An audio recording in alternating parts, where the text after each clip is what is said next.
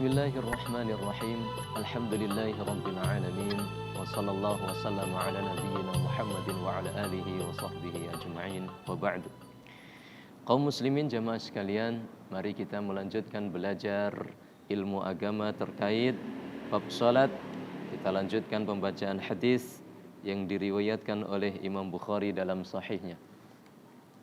An Abi Hurairah radhiyallahu anhu qala qala Rasulullah sallallahu alaihi wasallam, Rasulullah sallallahu alaihi wasallam bersabda, asqalus salati 'alal munafiqin, paling beratnya salat yang dikerjakan oleh orang-orang munafik yaitu salatul isya'i wa salatul fajr, salat isya dan salat subuh.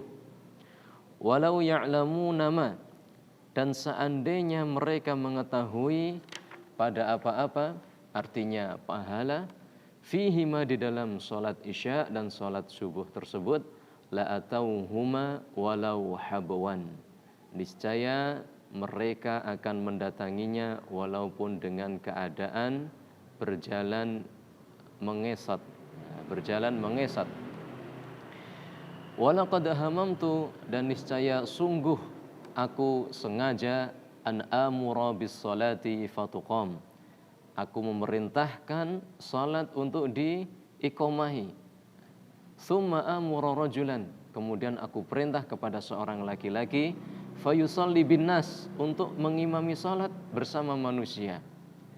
Summa antaliqa ma'i birijalin ma'hum, kemudian aku akan berangkat bersama orang-orang laki-laki, para sahabat yang lain, huzamun, membawa kayu, membawa seikat min hatabin, dari kayu bakar, ila qaumin la yashhaduna shalah, menuju suatu kaum yang tidak mendatangi salat berjamaah.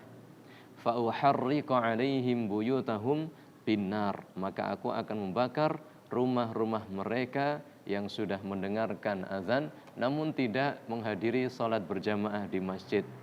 Ini merupakan ancaman dari Rasulullah sallallahu alaihi wasallam terkait salat berjamaah. Ma yu'khadhu minal hadis, apa fawaid yang diambil dari hadis? Yang pertama, anna salatal jama'ati fardu 'alar rijal. Menurut hadis tersebut adalah salat berjamaah hukumnya wajib terhadap orang-orang laki-laki, ar-rijal.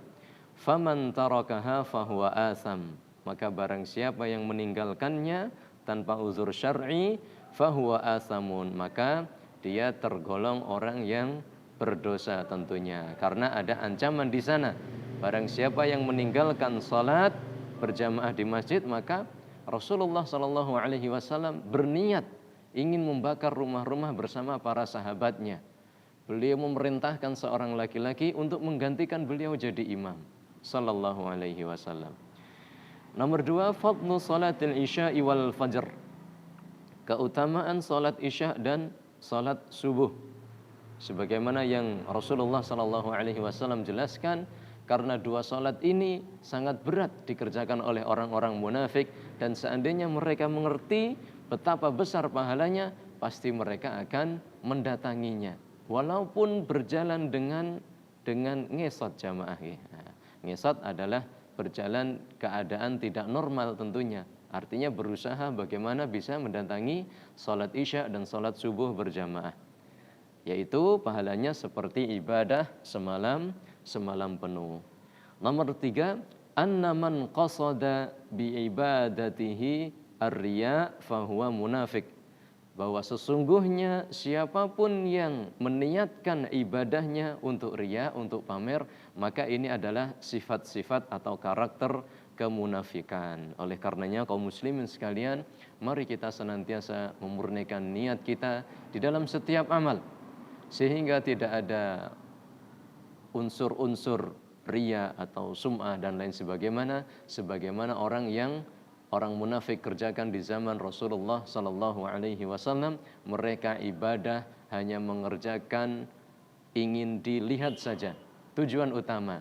Sehingga salat yang semangat dikerjakan adalah zuhur, asar dan maghrib. Adapun isya dan subuh mereka tidak mengerjakannya karena saat itu di zaman itu keadaan masjid sangatlah gelap sehingga mereka tidak datang ke masjid. Nah, kalau zuhur, asar, maghrib mereka mengerjakannya karena di siang hari sehingga mereka disaksikan oleh Rasulullah SAW dan para sahabatnya sebagai orang-orang Islam. Demikian jamaah, semoga ini menjadi ilmu yang bermanfaat untuk kita dan senantiasa kita amalkan dan lebih menjadikan motivasi terhadap kita semuanya untuk senantiasa beribadah, memakmurkan masjid, sholat berjamaah bersama di masjid-masjid kita semuanya. Jazakumullahu khairan, barakallahu fina wa fikum jami'an.